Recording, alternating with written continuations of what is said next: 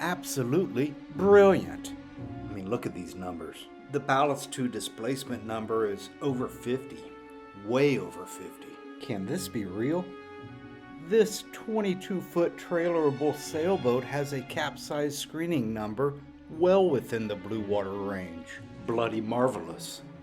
The weight of the ballast alone on this sailboat is more than the total displacement of most sailboats its own size. Hailing from the United Kingdom. Groovy, smashing, yay capitalism! A realm synonymous with exceptional sailboat designs. And up for review by popular demand. Ripped straight from the comments section.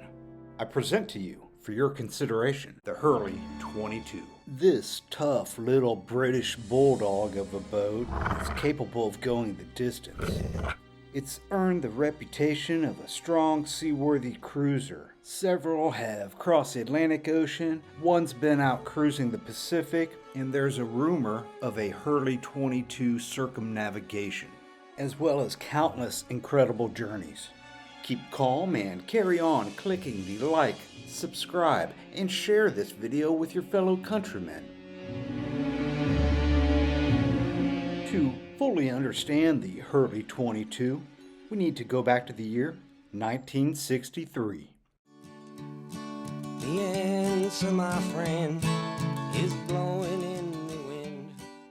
When British boat builder George Hurley wanted a classic, heavily built, Bluewater capable pocket cruiser, he handed the job to Ian L. Anderson. He was a naval architect who gave the Hurley 22 its timeless lines and solid construction. Designer Ian Anderson had already been working with George Hurley, starting in 1959 with the Felicity 20, then in 1960 with the Alacrity 19, and in 1963 with the Hurley 18, named the Silhouette. How could you not be just utterly smitten by this little boat? Anderson designed the Hurley 22 in both a modified fin keel and a bilge twin keel configuration, with options for either an inboard diesel or an outboard motor. The first Hurley 22 started rolling out of the Hurley Marine Limited factory in 1966, built to meet the Lloyd's of London strict specifications, and even came with an official Lloyd's production certificate. These boats were no joke, stout, overbuilt, and ready for adventure.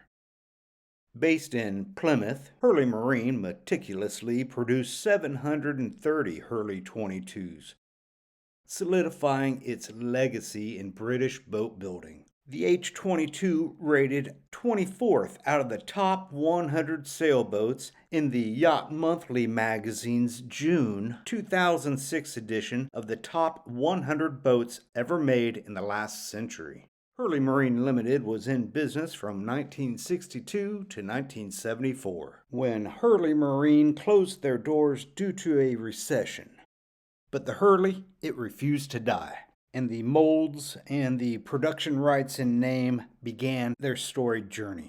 In 1975, the rights and the name and the molds were sold to two former employees of Hurley Marine who started their own boat building business called South Coast Marine. And I also read where the rights to build the boat were sold to a Dutch company called Holland Yachting, but to the best of my knowledge, no boats were ever produced in Holland.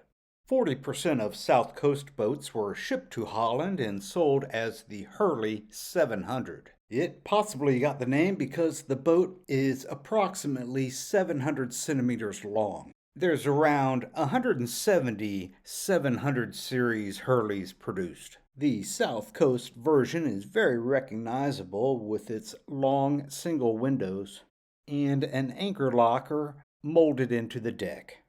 And is more often than not the case, the sailboat builder had financial problems, and South Coast Marine went into receivership in 1980. Receivership is when a court appoints a receiver, and he goes in and rescues the company and protects the assets and stabilizes operations so the company can be sold as a whole, or it liquidates all the assets to satisfy the creditors. The following year, in 1981, once again the Hurley name and the tooling and the rights were sold to a company called Ravensail Marine, which produced about 42 boats, designated as the Hurley 22R. These models were said to have come with a separate head and possibly a longer mast, different ballast material, and different interior finish. So, if you're following closely, you'll remember that Hurley Marine, the original builder, built 730 boats. South Coast Marine built 425. Ravensail, only 42.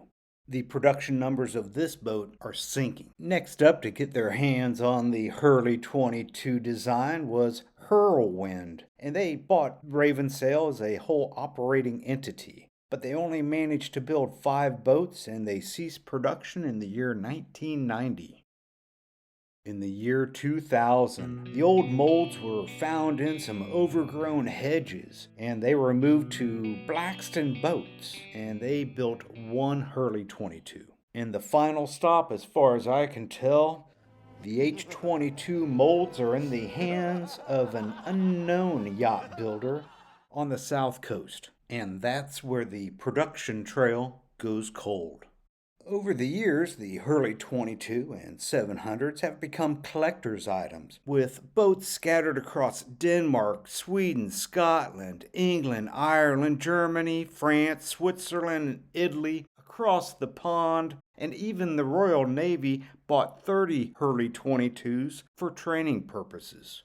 And the Navy requested from Hurley Marine that they ditch the original spade rudder and that they add the addition of a skeg and then hang the rudder off of that to reduce the rudder's angle of attack. There was problems with eddies forming off the trailing end of the modified fin keel that disrupted the clean flow of water and made the rudder less efficient and stall.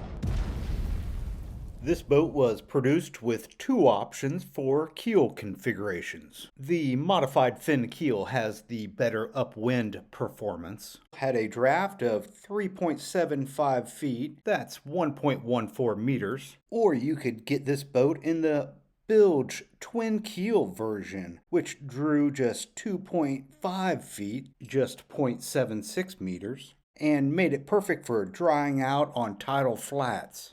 The Hurley 22's hull is hand-laid fiberglass in polyester resin. It's a solid hull built thick to be incredibly strong. The ballast estimates range from 40% to 57.5% of the total displacement, with iron or possibly lead found in the ballast of the 700 series. I read where in the long keel version, the ballast was cast iron and cast in 2 different pieces and lowered carefully into the boat. It's always interesting to know about the ballast of a boat, whether it was cast pieces of iron or lead bathing in resin, or if it was scrap iron from a factory thrown in with concrete and who knows what, or if it was loose ballast. There's all these options. It's just nice to know what you got. It's difficult to knock this boat down, and if it were to suffer a knockdown, it's quickly back on its feet. The rudder was originally a spade rudder, which could rotate 360 degrees. The Royal Navy insisted on a skeg-mounted version on the more than 30 boats they purchased for added protection and better handling. The Royal Navy used Hurley 22s to give new sailors the first feeling of being in command of their own boat, and the sailors loved the Hurleys. The boats were auctioned off in the 1990s. The majority of Hurley 22s came with an outboard motor well in a lazarette aft the cockpit with room for fuel tanks on each side.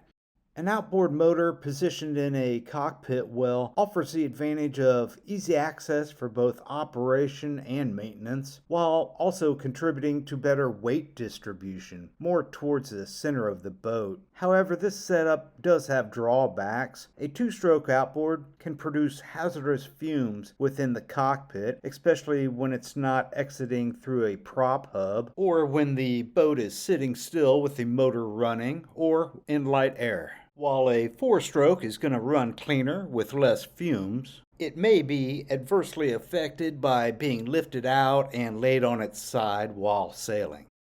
The ideal outboard motor well design allows the engine to be retracted completely out of the water when not in use.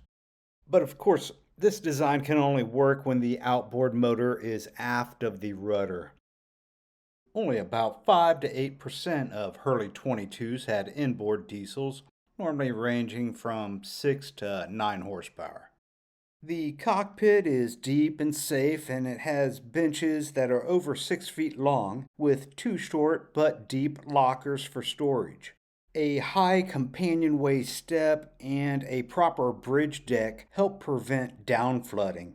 If you're into numbers and ratios, you might want to learn your boat's downflooding angle number. This measurement is the angle of heel at which water will start entering the vessel. The sinking of the super yacht Bayesian is the prime example of the dangers of downflooding in extreme weather conditions. For offshore Bluewater boats, a downflooding angle of 110 degrees or greater is generally considered the standard. And then for inland water boats, the lower angle might be acceptable, but storms pop up, so it's always important to recognize the potential for capsizing and know how to always keep your boat in the safe stability range. I keep myself safe by keeping a sharp eye on the weather, and I don't rely on my eyes. I like to see over the horizon with free weather apps like My Radar and wind predicting apps like SailFlow. Well, I drifted off course again. The layout and the construction of the deck may vary by builder.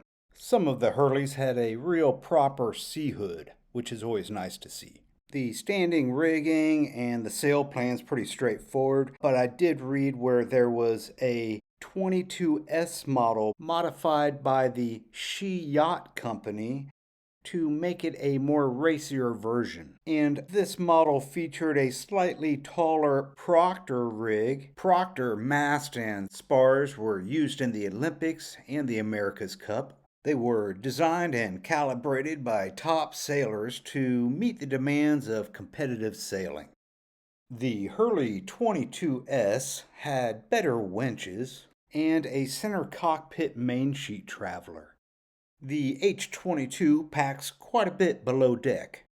There's plenty of storage with the reported 22 storage compartments, and it also has a clever pull-out navigation table. Some models had the galley midship, while others placed it under the companionway step with an integrated sink below the step. There's a space for a portable head beneath the V-berth. Moving forward beyond the V-berth, you'll find a small anchor locker behind a door. With its deep 3.75 foot, that's 1.14 meter draft, this boat sits deep in the water, and it has approximately 5 foot of standing headroom. To give you a comparison just how deep this keel is, it's nearly as deep as a J24 with its long fin keel 4-foot draft. A whole 1.5 feet deeper than the Com-Pac 23. The substantial draft of the Hurley 22 likely contributed significantly to its diminishing sales numbers, particularly as the market increasingly favored contemporary lightweight designs featuring movable keels. Alright, where was I? The Hurley 22s and the 700s port lights are really more like windows. They're large and non-opening. The very early versions of the H22 had the forward-facing port lights. There's a forward escape hatch for much-needed ventilation. and access to the bilge is directly under the center of the cabin sole. Variations to the configurations of the interior of these boats vary greatly due to the number of builders of this boat and subsequent owners' changes to their designs. The Hurley 22 was designed to be a racer cruiser, but it's not going to feel like a racer because it's so stable and predictable and forgiving. Those are qualities that make it an excellent small cruiser. Be sure to read the story of Margaret Hicks. She's a woman who in 1979 was the first woman to sail across the Atlantic Ocean single-handed. And she did it, you guessed right, in a Hurley 22. And it had the bow shortened by a foot to bring it to the length under 6.5 meters so that she could qualify to be in the 1979 Mini Transat race. The Hurley 22 is a British-built legend. It's designed to be safe and strong and seaworthy. It has endured through decades of ownership changes and proven to be a great design that never dies. So if you're looking for a sturdy, proven, classic small sailboat, the Hurley 22 is one of the best pocket cruisers ever made. You might want to see if you can get your hands on one. Hey, if you've enjoyed this review, don't forget to like, subscribe, and hit that bell icon so you don't miss the next deep dive into the world of small but mighty sailboats. Let me know in the comments, have you owned one? Have you sailed one? Would you take a Hurley 22 across an ocean? Until next time. The answer is